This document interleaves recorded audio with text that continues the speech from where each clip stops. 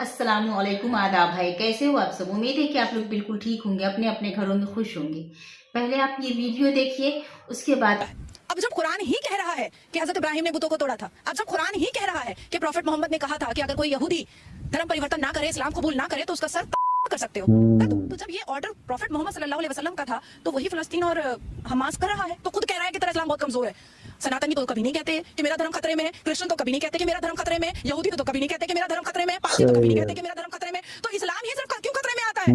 क्या वजह है जो इस्लाम खतरे में आता है? और क्या वजह है कि जब कुरान के अंदर की सच्चाई कोई बोलता है तो उसके लिए गुस्ताखे रसूल की सजा निकल जाती है? क्या वजह है? आज मैं पूछना चाहती हूँ कि अगर गुस्ताखे रसूल की सजा हो सकती है तो अपमाने राम की सजा क्यों नहीं हो सकती है? अपमाने भगवान की सजा क्यों नहीं हो सकती है? अपमाने सनातन धर्म की सजा क्यों नहीं हो सकती है? हर बार कोई बाबर आएगा और राजपूतों का गला काटेगा, हर बार कोई औरंगजेब आएगा मंदिरों को तोड़ेगा और सनातनी चुप रहेंगे। कब तक? आज जब इजराइल की बहु बेटियों को नंगा करके न्यूड परेड कराया जा रहा है, आज जब इजराइल की बहु बेटियों के साथ बलात्कार किया जा रहा है, आज जब इजराइल की बहु बेटियों को और बच्चियों को ये नहीं देखा जा रहा है कि वो 6 साल की है कि 5 साल की है, उसकी आबरू से खेला जा रहा है, वो भी अल्लाह अकबर के नारे के साथ, तो भी ये फलस्तीन के सपोर्ट में है। अब आप सोचिए कि इनका शैतानी दिमाग कितना खराब है कि एक तरफ भारत में लड़ रहा है असदुद्दीन अवैसी कि हिजाब पहनाओ, और दूसरी तरफ लड़ रहा है कि फलस्तीन को और हमास को सपोर्ट करो क्योंकि उसने अल्लाह अकबर के नारे पर उतारा है।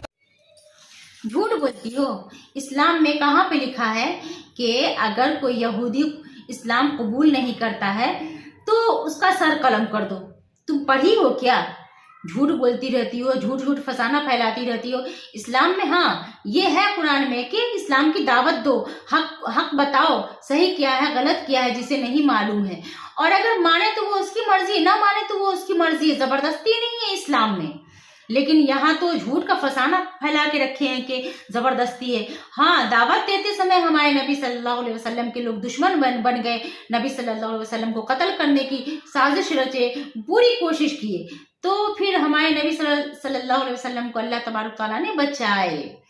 कैसे ना बचाते? क्योंकि हमारे नबी सल्लल्लाहु अलैहि वसल्लम तो अल्लाह तबारक तआला के दोस्त थे, तो कैसे नहीं बचाते। और कोई मार सकता है, कोई कत्ल कर सकता था नबी सल्लल्लाहु अलैहि वसल्लम को? ऐसा तो मुमकिन ही नहीं है। खैर, इस बारे में फिर कभी वीडियो बनाएंगे। बात आई इब्राहिम अलैहिस्सलाम के बारे में कि इब्राहिम अलैहिस्सलाम ने, कुरान में लिखा है कि इब्राहिम अलैहिस्सलाम ने बुतों को तोड़ दिया। तो हाँ, बुतों को तोड़ दिए, कौन सी बड़ी बात है? अब आपको बुरा लगेगा लेकिन मैं सच बोलती हूँ कि इब्राहिम अलैहिस्सलाम को उस वक्त जरूरत था, ताकि बोलने के लिए, दावत देने के लिए कि हक क्या है और गलत क्या है, सही गलत का फर्क देने के लिए। ले सारे बुतों को तोड़ दिए, एक बड़ा सा बुत छोड़ दिए, उसके ऊपर कुल्हाड़ी डाल दिए, बोलो इसी से पूछ लो कि कौन तोड़ा है बुत। तो ये इतनी सी बात थी, कोई बड़ी बात तो नहीं है ये उस वक्त में समझाने के लिए। लेकिन आप लोग तो इतना बड़ा मुद्दा बना रहे हो। आप लोग भी तो भगवान को बनाते हो, बना करके और इसे में क्या बोलते हैं, तालाब में जाके विसर्जित करते हैं कि क्या कहते हैं, मुझे कहने नहीं आता, लेकिन आप लोग करते हो ना। अब कौन कौन सा भगवान होता है, किस भगवान को डालते हो वो मुझे नहीं पता है, लेकिन आप लोग विसर्जित करते हो भगवान का। और ऐसे भी मैं किसी पंडित जी के जुबान की वीडियो सुनी थी, वो बोल रहे थे कि वो भगवान को, मतलब बुद्ध को भगवान नहीं मानते हुए, मतलब एक रूप दिए, जहां तक मेरे समझ में आया, और उस रूप को वो मानते, अपने हाथों से बनाते हैं और बना करके उसे मानते। तो इसमें कौन सी बड़ी बात है? कभी अगर भूकंप आता है या सैलाब आए या कोई सा हादसा हो तो वो बुत टूट जाता है, पानी में गल जाता है, फिर उसके बाद आप बनाते हो, चाहे जितना चाहे आप बना लो बुत, और बना करके आप पूजा करो, इबादत करो। इसमें कौन सी बड़ी बात है? आप लोग भी तो अंदर से उसको अपना भगवान नहीं मानते हो, अपना खुदा नहीं मानते हो। हाँ, उस बुत को, क्योंकि आप लोग खुद अपने हाथ से बनाए, उसका एक रूप दिए हो आप लोग, और उस रूप के हिसाब से आप एक रूप दे करके उसे मानते हो, लेकिन आप उसको अपना भगवान नहीं मानते, क्योंकि मिट्टी के रहते हैं बने हुए। जहां तक मैं वो उन पंडित का जो मैं वीडियो देखी हूँ, तो मुझे ऐसा समझ में आया कि वो उस बुद्ध को नहीं, उसके अंदर है क्या है मुझे कहने में नहीं आता है, उसको मानते हैं। तो ये कोई बड़ी बात नहीं है। अगर टूट भी गए तो फिर तो बन जाएंगे, कितने सारे बुद्ध बन जाएंगे, कोई बड़ी बात है? कोई हादसा आया, बुद्ध टूट गया और उसकी चपेट में आ जाता है, भूकंप आया उसके चपेट में आ गया, वो बुद्ध टूट जाएगा, फिर आप बना लो, चाहे जितने सारे बना लो, उसकी इबादत करो। अब रहा औरंगजेब बादशाह के बारे में। आप बोले कि औरंगजेब बादशाह आया है और मंदिर को तोड़ा है, तो औरंगजेब बादशाह सिर्फ मंदिर को ही नहीं तोड़ा, बहुत सारी इमारतों को तोड़े और उसके बाद मंदिर बनाए भी, और आज भी मौजूद है मंदिर, ऐसा नहीं है। अवैध जगह पर जो इमारत थी उसे तोड़ दिया गया। आज योगी जी क्या कर रहे हैं? योगी जी तो वही जो अवैध जगह पर जो बना हुआ उसको तोड़ रहे हैं, और रोड भी जो होते, सड़कें जो है चौड़ी कर रहे हैं। जब मुझे पहले खबर हुआ, जैसे मैं वीडियो देखी इस तरह की, तो मैं अपने करीबी क्या, मेरा भाई, मैं उससे पूछी कि ऐसा ऐसा है, तो ये गलत है, गलत हो रहा है, सबके इमारत को तोड़ा जा रहा है, घरों को तोड़ा जा रहा है, बुलडोजर चलाया जा रहा है। तो मेरा भाई बोला कि अवैध जगह पे जो था ना, जो इमारत सब अवैध जगह पे, उसे तोड़ा जा रहा है। तो फिर मुझे सुकून मिला ना कि योगी जी सही कर रहे हैं, जो गलत जगह पर है उसे अवैध जगह पे इमारत को तोड़ा जा रहा है, तो इसमें कौन सी बड़ी बात है? सड़कें चौड़ी हो रही ताकि जो सही है वो सही होना चाहिए हमारे देश में, तो सही लागू कर रहे हैं, तो वो सही लागू हुआ। उसके लिए जो सड़कें चौड़ी होना भी जरूरी है, इतने सारे हादसा होते रहते हैं, तो ये कोई बड़ी बात नहीं। औरंगजेब बादशाह को बदनाम करने की जरूरत नहीं है। औरंगजेब बादशाह बहुत अच्छे इंसान थे और उनसे बहुत कुछ मिला है हिंदुस्तान को। खैर, फिर दूसरी तरफ चलते हैं, और पहले बकवास करने से पहले मैं कहती हूँ, लड़की सुनो, पहले मालूम कर लो झूठ क्या है, सही क्या है, और झूठ फैलाने की कोशिश मत करो। झूठ का जो पूरा पिटारा खोल के रखी हो तुम। इस्लाम सही है या गलत है, इस्लाम के बारे में पूरी जानकारी ले लो कि इस्लाम है सही, और सच बोलने की कोशिश करो। हाँ, बार बार एक बात मैं अपने मुसलमानों के जुबान से तो नहीं सुनती हूँ, लेकिन दूसरे मजहब के लोग, दूसरे धर्म के लोग ये एक बात जरूर बोलते हैं, इस्लाम खतरे में, इस्लाम खतरे में। अरे इस्लाम कहाँ से खतरे में है? मुझे समझ में नहीं आया। इस्लाम ना कभी खतरे में था, ना खतरे में है, ना रहेगा कभी इस्लाम खतरे में। इस्लाम कभी खतरे में नहीं है, क्योंकि अल्लाह को जब खतरा नहीं, तो इस्लाम को क्या खतरा हो सकता है? इस्लाम खतरे में नहीं है। ये जो आप बोल रहे हो ना, तो मुसलमान को कमजोर करने के लिए, तो इस्लाम खतरे में नहीं है, ये आप जान लीजिए। और गुस्ताखे रसूल, तो गुस्ताखे रसूल आप बोलोगे तो हमें बुरा लगेगा। हमारे नबी सल्लल्लाहु अलैहि वसल्लम के बारे में आप कुछ भी बोलोगे तो मुझे बुरा लगेगा, कुछ गलत बोलोगे तो बुरा लगेगा, क्योंकि सारे जहान का बादशाह अल्लाह है, जिसे आप भगवान कहते हो, जिसे कुछ लोगों ने क्या ईश्वर बोलते हैं, कुछ लोग गॉड बोलते हैं, अपनी अपनी जुबानों में सब बोलते हैं, और हम अल्लाह तबारक तआला को अल्लाह बोलते हैं, जो सबसे बड़ा है, अल्लाह अकबर सबसे बड़ा है, जिसे आप भगवान कहते हो, ईश्वर कहते हो, गॉड कहते हो। Oh my god, oh my god, oh भगवान आप भी बोलते हो, ऐसा नहीं कि नहीं बोलते हो, आप रूप जो भी दो वो। और उस अल्लाह के, उस भगवान के, उस ईश्वर के, उस गॉड के जो दोस्त हैं, वो हमारे नबी सल्लल्लाहु अलैहि वसल्लम हैं। तो हमारे नबी सल्लल्लाहु अलैहि वसल्लम के बारे में आप कुछ भी बोलोगे तो उससे पहले आप सोच लो कि आपके भी जो भगवान है, जो मेन भगवान है ना, वो जो गॉड है, जो ईश्वर है, उनके दोस्त हमारे नबी सल्लल्लाहु अलैहि वसल्लम। आप बोलते हो तो आप भी गलत करते हो, आप पाप कर रहे हो हमारे नबी सल्लल्लाहु अलैहि वसल्लम के बारे में बोल करके।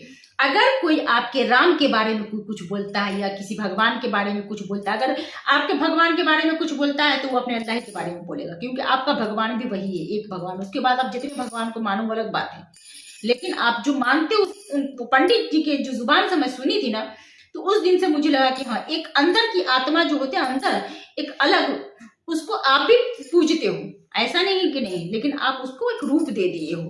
खैर, मुस्लिम से जलते हैं आप लोग, जलते हो, जिसका नतीजा है इस्लाम खतरे में नहीं है, इस्लाम मजबूत है, इसीलिए आप लोग ऐसा बोल रहे हो। राम के बारे में अगर कोई कुछ बोलता है तो उसको हक है कि राम के बारे में या भगवान के बारे में कुछ बोले तो उसे सजा दो, सजा देने का हक है। हम क्यों बोलेंगे? गलत को गलत बोलेंगे, हम सही को सही बोलेंगे।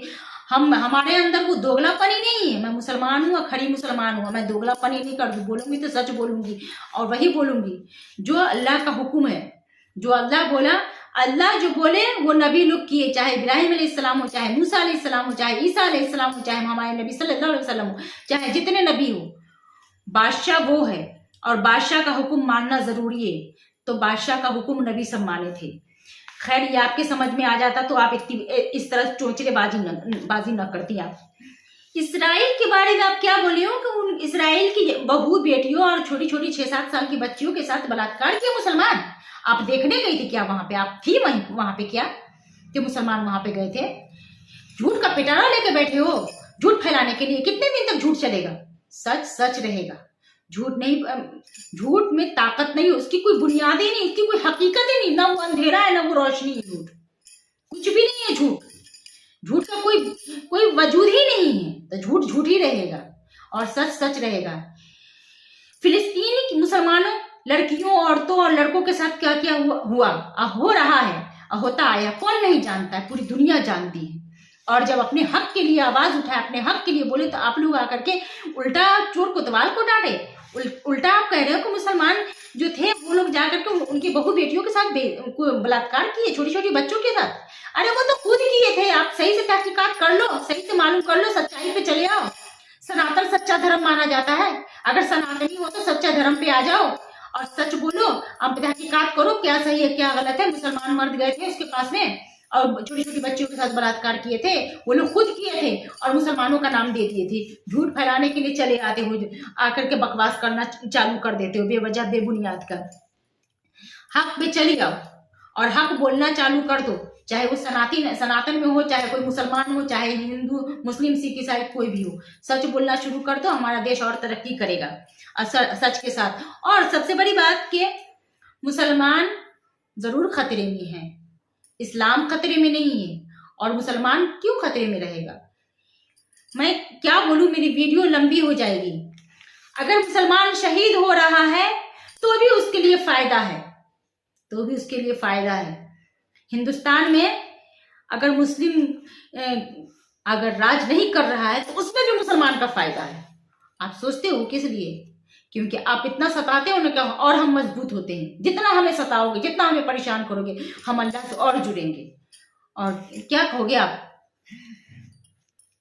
इस्लाम कभी ना खत्म होने वाला है, इस्लाम कभी ना मिटने वाला है। इस्लाम इतना कमजोर नहीं है। इस्लाम न लोहे का बना है, न पानी से बहेगा, किसी चीज से नहीं। इस्लाम कभी गुम होने वाला नहीं है। हम खत्म हो जाएंगे, आप खत्म हो जाओगे, दुनिया सारी खत्म हो जाएगी, हम भी खत्म हो जाएंगे। जिस तरह से हम खत्म होंगे आप खत्म हो जाओगे, चाहे जो भी जिस तरह से हो, कोई हादसा हो या कत्ल हो या चाहे जैसे भी हो, लेकिन खत्म होना हमें भी और आपको भी है। हमें भी इस दुनिया से जाना है, आपको भी जाना है। ऐसा नहीं क्या हम मर जाएंगे, आप यहाँ रहोगे बादशाह बन करके, ऐसा कुछ नहीं है। आप भी जाओगे। और इसी तरह सोच लो, जब आप जाओगे तो एक दिन ये दुनिया भी खत्म होगी। ऐसा नहीं कि दुनिया चलती रहेगी। तो इस्लाम खतरे में न है, न रहेगा। इस भूल में आप मत रहो कि इस्लाम खतरे में है। इस्लाम खतरे में नहीं, इस्लाम वो मजबूत है जिसे कोई तोड़ नहीं सकता है, कोई नहीं उसको खत्म कर सकता है, न पानी से बह सकता, न हवा से उड़ सकता है, किसी चीज से नहीं। और बोल रही हो कि शैतान मुसलमानों को, मैं बताती हूँ, तुम खुद शैतान हो। तुम्हारे अंदर खुद शैतान बसा हुआ है जो हक नहीं बोलने दे रहा है तुम्हें, और तुम बकवास कर रही हो, शैतान बोल रही हो। तुम्हारे अंदर खुद शैतान बसा हुआ है और बकवास करने चली आई हो। पहले अपने अंदर की शैतानियत को हटाओ और सच बोलो, हक बोलो। लेकिन बोलोगी नहीं ना, क्यों बोलोगी तुम? क्योंकि इस्लाम बहुत मजबूत है, इसीलिए तुम सब डरते हो कि इस्लाम इतना मजबूत है, कहीं ये इस्लाम ना पूरी दुनिया में छा जाए। बस यही वजह ही है। तब तक के लिए अल्लाह हाफिज, आपको भी अल्लाह खुश रखे। मैं आपको बोल रही हूँ, लेकिन फिर भी बोले हमारे इस्लाम में है कि सबको दुआ दो, जब तक जिंदा है सबको दुआ दो। फिर मैं आपको बोल रही हूँ कि आपको भी अल्लाह खुश रखे दुनिया और आखिरत में, और आप हक पर अल्लाह ताला आपको ले आए। तब तक के लिए सबको खुश रहे अल्लाह।